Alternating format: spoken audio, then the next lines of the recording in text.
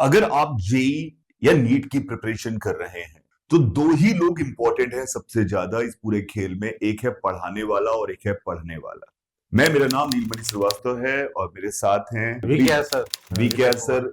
Maths के एक legendary teacher हैं जो ऑफलाइन में इन्होंने हजारों बच्चों को पढ़ाकर, अकेले पढ़ाकर मैथ्स के दम पर आईटी में सिलेक्ट करवाया है। मैंने भी अपने जीवन में फिजिक्स में अच्छा काम किया हुआ है, ठीक काम किया हुआ है, जिससे बच्चों का सिलेक्शन हुआ है, चाहे वो बीटेड, जेई और नीट। तो हम ने एक बात समझ में हमें आती है कि अगर कोई भी बच्चा पढ़ने को तैयार है तो उसको अच्छे टीचर से पढ़ने का मौका मिलना चाहिए। अगर वो बच्चे में काबिलियत है वो तो निखर के आएगी। अगर वो अच्छे टीचर से ही नहीं पढ़ेगा तो उसमें काबिलियत निखर के आएगी कि नहीं आएगी इसका हम गारंटी नहीं दे सकते, भले उसमें काबिलियत हो। हीरे को तराशने के लिए एक अच्छे जौहरी की जरूरत होती है, जो हम पूरा सीना ठोक के बोल सकते हैं कि हम हैं। मैं पहले नहीं था अकेले, क्योंकि मैं अकेले पहले फिजिक्स कर रहा था, सर अकेले मैथ्स कर रहे थे और हमारे केमिस्ट्री के साथी अकेले केमिस्ट्री कर रहे थे। पर अब हमने सोचा कि अगर हम उन्हीं बच्चों को, कुछ बच्चों को ही पढ़ाएं, लेकिन उन बच्चों पे हम अपना 100% दें, सर अपना 100% दे और हमारे केमिस्ट्री के साथी अपना 100% दे, तो हम जो बेस्ट से बेस्ट एकेडमिक पोटेंशियल उस बच्चे का है वो निकालने में मदद कर सकते हैं। हम किसी जैजी कोचिंग की बात नहीं कर रहे हैं जहां पे दिखाने वाले आम अलग हैं और खाने वाले आम अलग हैं। दिखाने और खाने वाले नहीं, हम ही पढ़ाएंगे, हम ही संभालेंगे, हम ही सब कुछ करेंगे। इसलिए कोटा में ये वापस से वो एक रेवोल्यूशन है जो रेवोल्यूशन की कोटा को तलाश थी। एक ऐसे सही इंस्टीट्यूट की जरूरत थी, एक ऐसी जगह की जरूरत थी जहां पर कॉम्पिटिटिव एग्जाम में काम करने की, जहां पर मेहनत करने की जरूरत थी। और वहां पे लोग मेहनत कर रहे हैं, वही लोग पढ़ा रहे हैं जिन्होंने सच में रिजल्ट्स दिए हुए हैं, जो खुद आईटीएन है। मैं खुद आईटी कानपुर से पास आउट हूं, mechanical engineering. Sir IT Delhi से मैकेनिकल इंजीनियरिंग पास आउट है। हमारे दोनों सर, केमिस्ट्री वाले दोनों सर जो है वो अच्छे से उन्होंने मास्टर्स किया हुआ है और उन्होंने अच्छा केमिस्ट्री में रुझान पाया हुआ है। तो हम मिलकर ये 20-20, 22-22, 23-23, 24-24, 25 साल के एक्सपीरियंस वाले लोग जो आपके बच्चे को, आपको पढ़ाने की कोशिश करने वाले हैं। अगर आप सच में बदलाव चाहते हैं कि सिर्फ कोचिंग में एडमिशन कराना अगर आपको लगता है आपकी ड्यूटी है, तो ऐसे काम नहीं चलेगा। आप हमसे मिलिए जरूर। आपका बच्चा कोटा में 11वीं से 12वीं में जा रहा हो, 10वीं से 11वीं में जा रहा हो, या आपको लगता है कि अगर आगे जाकर उसको 12th के बाद से जेईई की तैयारी करनी है, तो हम हैं यहां पर खड़े हुए।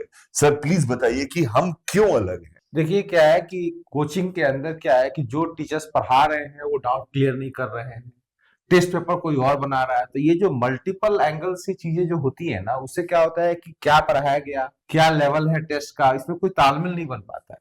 यहाँ तो भैया हम ही लोग पढ़ाएंगे, हम ही लोग पेपर बनाएंगे, हम ही स्टडी मटेरियल बना रहे हैं, तो हम लोग चीजों को एक बार यूनिफॉर्म तरीके से उसको मैनेज कर सकते हैं। जी सर, है ना। जी। तो बाकी सर कोचिंग में जैसे कि मैं नाम ही ले लूं, जैसे एलएन हो गया, मोशन हो गया, इनमें क्या कमी दिखती है आपको। उसमें क्या है कि उसमें जो सिस्टम है ना वो दो तरीके का है, दो धारा पे चल रही है। एक रिजल्ट ओरिएंटेड है जिसको सो कॉल्ड स्टार बैचेस बोलते हैं, स्पेशल बैचेस बोलते हैं, और एक अलग है जो जनरल बैचेस को सीबीएसई प्लस पढ़ा करके उनको छोड़ देना है।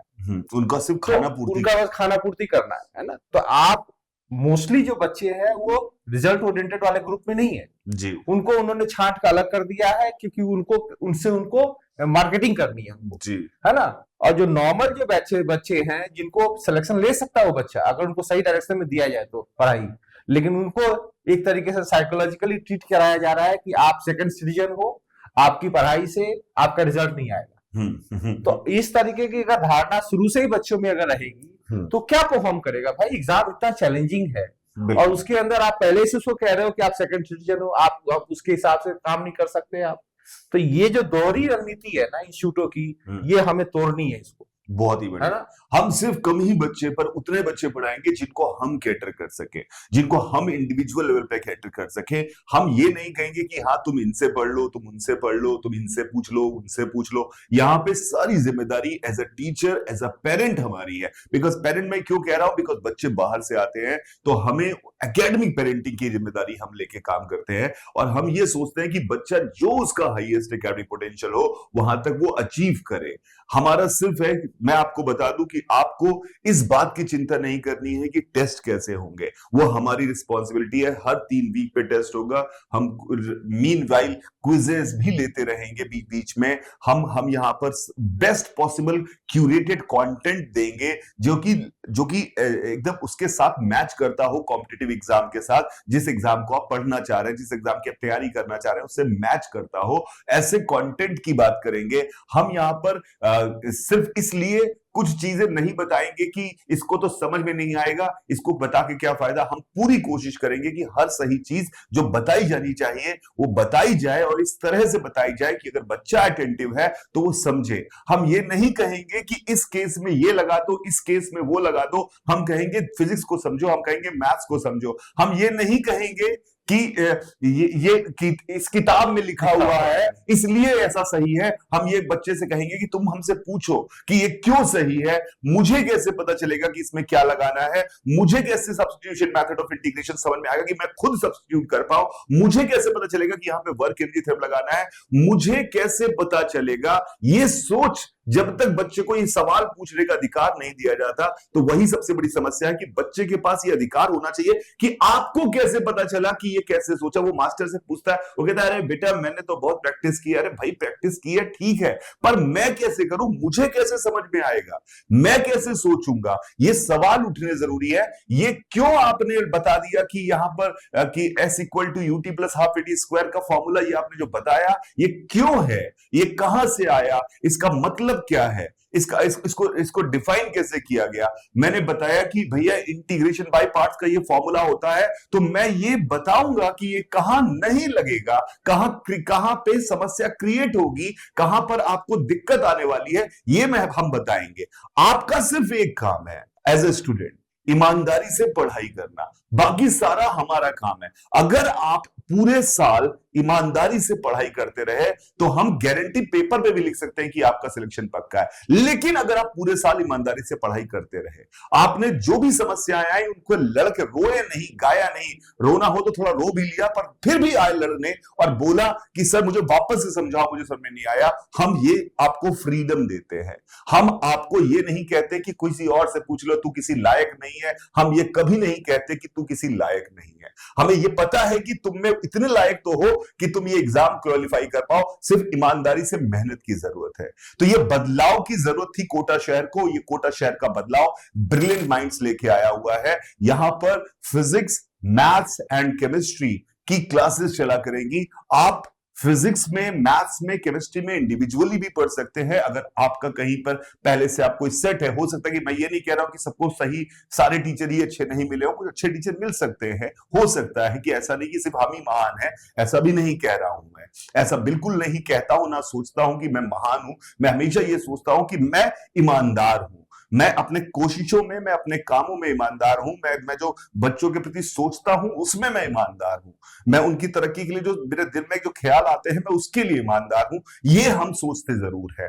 तो इस पूरी कहानी का, इस पूरी बात का मतलब यह है कि बदलाव के आपके बच्चे को जरूरत है। किसी भी रैंडम बैच में कुछ भी कहीं पढ़ने से, किसी बड़ी बिल्डिंग से पढ़ने से सिलेक्शन नहीं होगा। क्योंकि एक बात आपको समझ आनी चाहिए, विद्या या ज्ञान सिर्फ दो लोगों के बीच का वार्तालाप है, एक देने वाला और एक लेने वाला, यानी एक गुरु और एक शिष्य। गुरु और शिष्य का बेहतर कॉम्बिनेशन ही दुनिया में हर तरह का रिजल्ट ला सकता है। ये हम प्रूवन है इस मामले में कि हमने काम किया हुआ है। इसमें हमें ये कहने की मुझे एज अ ह्यूमन भी ये कहते हुए भी अच्छा नहीं लगता कि मैं अपने आप को खुद एडवोकेट कर रहा हूं, पर मुझे इसलिए ये कहना पड़ता है कि शायद कई बार होता है कि जब अंधकार फैला हो तो जिसके पास रोशनी है वो अपनी वो नहीं कि रोशनी इसलिए नहीं दिखा रहा कि देखो मेरे पास रोशनी है, वो रोशनी इसलिए दिखा रहा है कि अंधकार बहुत है, तो रोशनी दिखाऊंगा तो शायद कुछ का भला होगा। This is why we are saying कि that we are good, that otherwise we don't say we are good, because हमें ये कहने से हम छोटे ही होते हैं। मुझे ये पता है कि जब आदमी अपनी प्रशंसा खुद करता है तो वो छोटा ही होता है। हम प्रशंसा खुद नहीं कर रहे हैं, हम सिर्फ ये कहना चाहते हैं कि हाँ, कि सही दिशा में आपका बच्चा चले, उसके लिए अच्छी पढ़ाई की जरूरत है। तो अभी आप हमें ज्वाइन कर सकते हैं। आप हमसे मिलने जरूर आइए। अगर आपका बच्चा 11वीं से 12वीं में जा रहा है तो 7 जनवरी से हम एक इंटीग्रेटेड बैच लेके आए हैं, जिसमें आपके बच्चे के लिए हम ये पूरी 11वीं और 12वीं को अच्छे से पढ़ाएंगे, ये हमारी गारंटी है। तो this is what we want to say. Sir, आप कुछ ऐड करना चाहते हैं इस बारे में? देखिए, आज के डेट में जो बच्चे जो 11th क्लास में यहाँ पे कोटा शहर में पढ़ रहे हैं चाहे बाहर पढ़ रहे हैं, उनको कॉन्फिडेंस हिल गया उनका। जी। 11th के अंदर क्या है, उन्होंने चीजें या तो एक एवरेज तरीके से सीखा है, या उनको जेई के क्वेश्चंस करने में दिक्कत आ रही है, याद करा दिए गए। हाँ, याद करा दिए गए फॉर्मूले, चीजों को ठीक से नहीं प्रेजेंट किया गया है। तो एक बच्चों में एक साइकोलॉजी आ गया कि अब भाई एग्जाम नजदीक आने वाला है, अब ये मेरा सबसे इंपॉर्टेंट साल है, इस साल मैं क्या करूं। बिल्कुल सही। तो अगर आप अपने कोचिंग इंस्टीट्यूट्स में ही टिके रहेंगे और जो प्रोसेस है उसी को कंटिन्यू करेंगे, तो कुछ भी भला नहीं होने वाला। आपको एक डिसीजन लेना पड़ेगा, एक एक्सट्रीम डिसीजन लेना पड़ेगा कि आपको टीचर से पढ़ना है कि बिल्डिंग से पढ़ना है। बहुत ही बढ़िया बात है ना। अगर आप बिल्डिंग से पढ़ के सिलेक्ट ले लेते हैं तो वेरी गुड, तो आप कर लीजिए। वहां भी आप टीचर ही ढूंढ रहे होंगे आप प्रतिदिन डेली लेवल पे, तो हम टीचर्स भी इसी बात को आप खुद सोचिए, अपने बच्चों से पूछिए 11वीं क्या उनका अच्छे से गुजरा है कि नहीं गुजरा है। अगर वो कहते हैं कि उन्होंने 11वीं में बहुत अच्छा परफॉर्म किया है, बहुत बढ़िया परफॉर्म किया है, उनको लगता है कि सब कुछ उनको आता है, वो आईटी जेई के सवालों को अच्छा करते हैं, तो बिल्कुल वो जहां है वहीं रहने दीजिए। लेकिन अगर आपका बच्चा ये कह रहा है कि हाँ मैंने 11वीं में बहुत गलतियां की, अब मुझे लेकिन मेरी गलतियों को सुधारने वाला, सुनने वाला कोई इंसान नहीं है, कोई मुझे मिल जाए, रास्ता दिखा दे, तो मैं खुद चल जाऊंगा, क्योंकि चलना तो उसी को है, सिलेक्शन उसी को कराना है।